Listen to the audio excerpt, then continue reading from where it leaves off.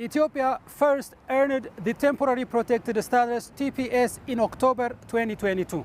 At the time, the U.S. Department of Homeland Security under the Biden administration cited conflict-related violence, humanitarian crisis, and natural disasters, including flooding and droughts, as key reasons for the designation.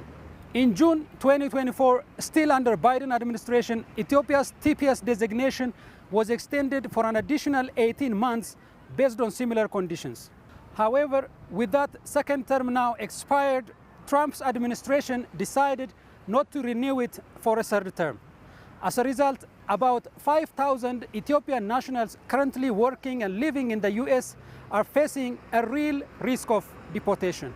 So those 5,000 individuals obviously are going to be having a hard time unless they take a reasonably quick step to remain lawful in terms of their immigration, either through a family arrangement, which has to be genuine, obviously, or if they have a genuine fear of return, they have the option of filing for asylum.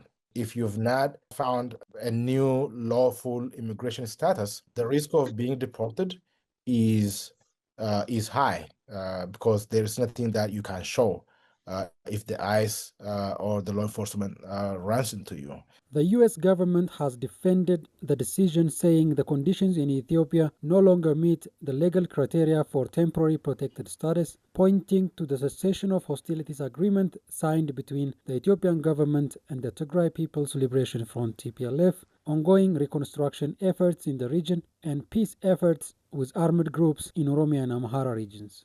However, Dr. Henok argues that the termination of TPS is less about what's happening in Ethiopia and more about shifting immigration policies within the United States. The decision from the DHS to revoke the TPS is really not about what is happening in Ethiopia. It's about what's happening here in DC. The administration of President Trump made it clear during the presidential campaign, as well as once they came to power, that they're going to remove a certain amount of who they call aliens. I guess a lot of numbers that they already have.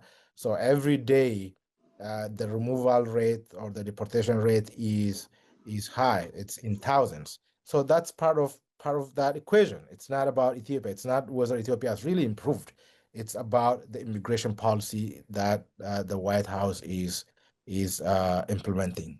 Yet the government here in Addis Ababa could take the news as a positive. However, no official comment has been made so far.